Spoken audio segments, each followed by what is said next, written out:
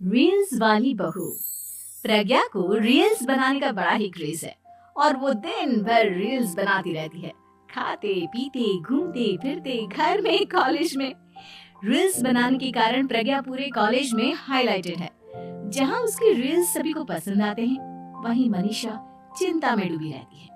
एक रोज जब खाते हुए प्रज्ञा रील्स बना रही होती है, तब मनीषा कहती है, एक मिनट भी चैन नहीं है इस लड़की को। ये नहीं कि खाना तो आराम से खा ले, लेकिन नहीं, अरे थोड़ी देर रील्स नहीं बनाओगी तो आसमान नहीं टूट पड़ेगा। अरे मम्मी, इसी को तो कहते हैं डिटर्मिनेशन। तुम नहीं समझोगी ये सब। भगवान, इस लड़की को सद्बुद्धि दे। जब देखो तब टेढ़ा बाका मुंह बनाती रहती है। मनीषा की बात का प्रज्ञा पर जरा भी असर नहीं होता और वो खाते खाते रील्स बनाती रहती है। दिन बीतने लगते हैं और देखते देखते प्रज्ञा का कॉलेज भी खत्म हो जाता है। आए दिन कोई ना कोई मनीषा को प्रज्ञा की शादी करवाने का सुझाव दे जाता है। सब ठीक ही कहते हैं, प्रज्ञा की शादी कर देनी चाहिए। अपने घर के कामकाज में व्यस्त हो जाएगी तो खुद ही ये रील्स और नाच गाना बंद हो जाएगा। मनीषा और प्रेम प्रज्ञा के लिए एक अच्छा लड़का ढूंढने लगते हैं और तभी विकी का रिश्ता प्रज्ञा के लिए आता है, जिसने प्रज्ञा को उसकी रील्स देखकर पसंद कर लिया था। अगले दिन विकी अपने माता पिता के साथ प्रज्ञा के घर पहुंच जाता है और प्रज्ञा साड़ी पहने हाथों में चाय की ट्रे लिए उनके सामने आती है। जब विकी को पसंद है तो हमें भी बहू पसंद है। बहन जी, आप बारात की तैयारी कीजिए। एक बार लड़का लड़की अकेले में बात कर ले तो अच्छा रहेगा। हाँ हाँ, क्यों नहीं। मनीषा विकी को प्रज्ञा के कमरे में भेजती है, जहाँ प्रज्ञा पहले से ही रील्स बना रही होती है।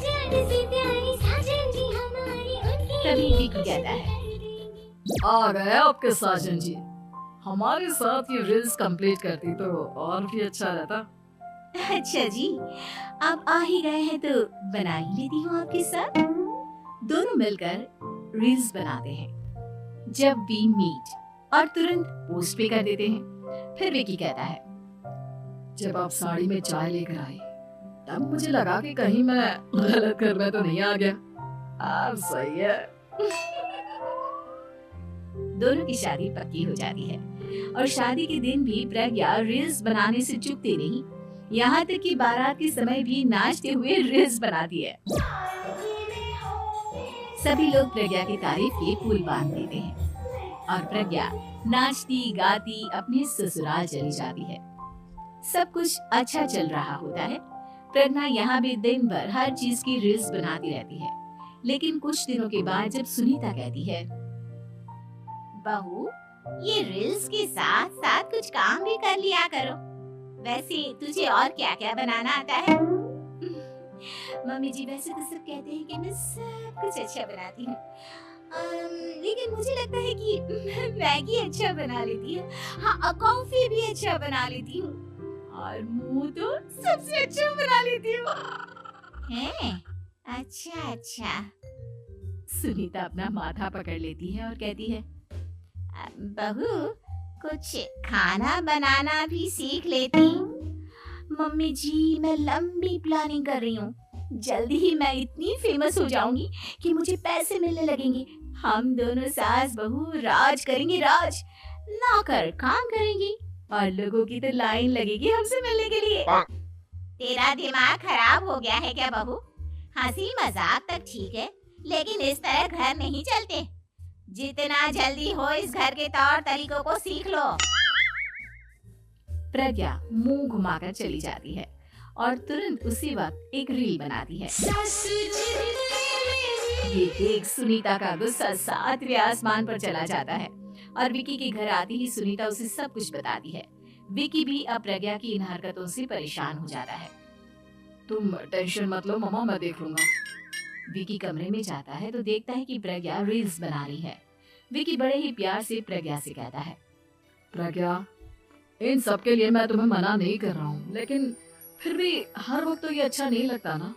समझने की कोशिश करो, मुझे भी तुम्हारा थोड़ा वक्त चाहिए। मैं जब ऑफिस से आता हूँ तो मुझे समय देने की जगह इसी में लगे रहते हो।